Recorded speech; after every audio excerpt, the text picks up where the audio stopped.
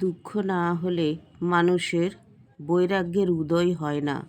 দুঃখ না হলে মানুষের ঈশ্বরের স্মরণ হয় না, বৈরাগ্য আসে না। এই নিয়েই আজকের এক কাহিনী। বাবু রাম নাম কহ। এক অঢেল টাকার মালিকের উপর এক সাধুর কৃপা দৃষ্টি পড়ল। সাধু তাকে বললেন, দেখো বাবা, তুমি রোজ রাম নাম করো, রোজ রাম নাম করো। ধনী লোকটি বলল, বাবা আমার কত কাজ, আমার অনেক অনেক কাজ, এত কাজ সামলে আমি কখন রাম নাম করব বলুন তো, আমি তো সময়ই পাচ্ছি না। তখন বললেন, হ্যাঁ বাবা, তুই সময় পাবি, নিশ্চয়ই পাবি। এই বলে তিনি চলে গেলেন। তো তিনি বুঝতেই পারলেন যে এইভাবে কিন্তু ওকে উদ্ধার করা যাবে না। তাহলে কি করা? একদিন সেই অঢেল সম্পত্তির মালিক ওই ভদ্রলোকটি চলেছেন গঙ্গা স্নান করতে, আর তখন সেই সাধু তাকে দেখতে পেয়েছেন। সাধু ছিলেন সাধন শক্তি সম্পন্ন অলৌকিক শক্তির অধিকারী। তিনি কি করলেন না, সেই ধনী লোকটির চেহারাটি নিয়ে নিলেন। তার তো সাধনার শক্তি ছিল, তিনি সেই শক্তির বলে যে কোনো মানুষের অবয়ব নিয়ে নিতে পারতেন। তো তিনি সেই লোকটির বেশ ধারণ করে তার বাড়িতে চলে গেলেন। গিয়ে বললেন, তার দুটি ছেলে আর স্ত্রীকে ডেকে বললেন যে, শোনো, আমার মতো হুবহু দেখতে একটা বহুরূপী এসেছে, আমি তাকে দেখেই চলে এলাম। সে এক্ষুনি কিন্তু আসবে, এসে বলবে এইটা তার বাড়ি, তোমরা তার ছেলে স্ত্রী। তাকে কিন্তু ঘরে একদম ঢুকতে দেবে না, তাকে ঘাড় ধাক্কা দিয়ে ঘর থেকে দূর করে দেবে। বলে সে ঘরের মধ্যে খাটে গিয়ে বসলো।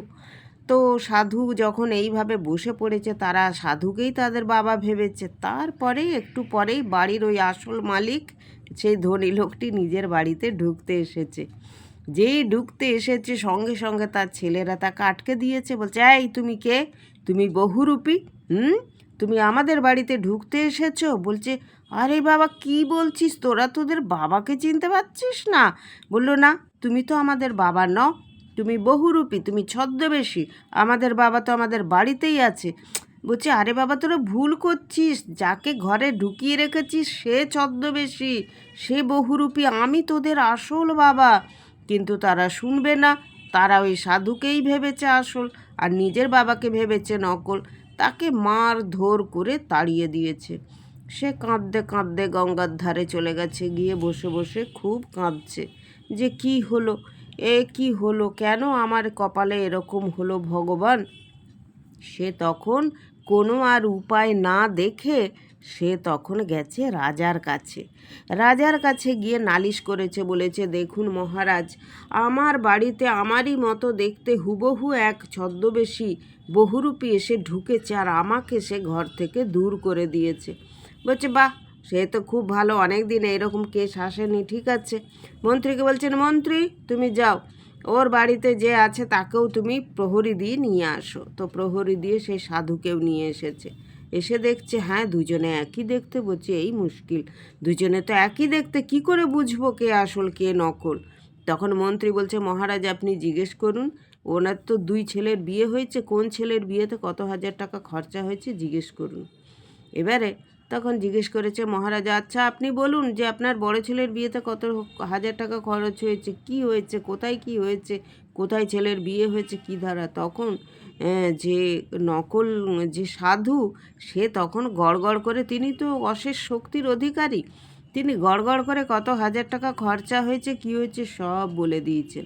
আর যে আসল বাবা সে কিন্তু বলতে পারছে না। বলছে, আমি কিন্তু ঠিক করে মনে করতে পারছি না, কিন্তু আমি জানি এত হাজার টাকা খরচা হয়েছে, আমি খাতা না দেখলে বুঝতে পারবো না, আমার সব খাতায় লেখা আছে। তখন মহারাজার মন্ত্রী বলছে, তাহলে এ তো সব গড়গড় করে বলে দিল কোন খাতায় কত কি লেখা আছে, তুমি তো বলতে পারলে না, তাহলে তুমি আসল লোক নও ভাও, তুমি নকল লোক।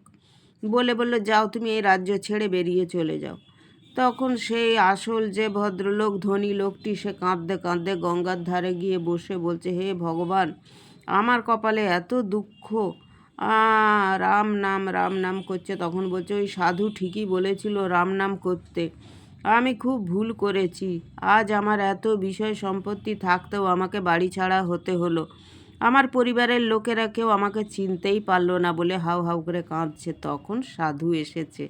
সাধু নিজের রূপ ধারণ করে এসেছে। এসে বলছে, কী রে বেটা, রাম নাম কর, রাম নাম কর। বলছে, হ্যাঁ বাবা, আমি এবার বুঝে গেছি যে ধন সম্পত্তি, ঘর বাড়ি, স্ত্রী সন্তান যে যতই থাকুক, কেউ কারণ নয় পৃথিবীতে। ভগবানের নামটাই আসল। ভগবানের নাম নিয়েই আসতে হবে, নাম নিয়েই যেতে হবে, আর বাদ বাকি সব এখানেই ফেলে রেখে যেতে হবে। আমি খুব ভুল করেছি মহারাজ। আমি আজ বুঝতে পেরেছি, আজ আমি দুঃখ পেয়েছি, তাই আমি বুঝতে পেরেছি যে পৃথিবীতে ধন সম্পত্তির কোনো মূল্য নেই। মূল্য আছে শুধুমাত্র ঈশ্বরের নামে। হে সাধু বাবা, আপনি আমাকে দীক্ষা দিন, আমি রাম নাম করব। বলল, ওরে বেটা, তোকে সাধু হতে হবে না, তুই সংসারে যা, ব্যবসাপত্র দেখ, সংসার দেখ, সব দেখ, তার ফাঁকেও ঈশ্বরের নাম গান কর, রাম নাম কর। বলল, ঠিক আছে সাধু বাবা, আপনি যা বলছেন এবার থেকে আমি তাই করব। বলে সেই ধনী ভদ্রলোক এই যে এত দুঃখ পেলেন, এত মারধর খেলেন, তিনি বুঝলেন যে তার সম্পত্তি থেকেও তার কোনো দাম নেই। তখন তার মধ্যে বৈরাগ্য এসে গেল। তিনি সংসারে থেকে ব্যবসাপত্র সামলেও তিনি ভগবানের নাম করতে লাগলেন এবং সেবামূলক কাজ করতে লাগলেন। এই হলো আসল কাহিনী, যে যখন মানুষ দুঃখ পায়, যন্ত্রণা পায়, তখন তার মধ্যে একটাই নাম আসে, সেটা হলো ঈশ্বরের নাম। আর ঈশ্বরকেই তার তখন সব থেকে বড় বেশি আপন মনে হয়। হরে কৃষ্ণ, রাধে রাধে। সবাই জয় শ্রী রাম বলে যাবেন।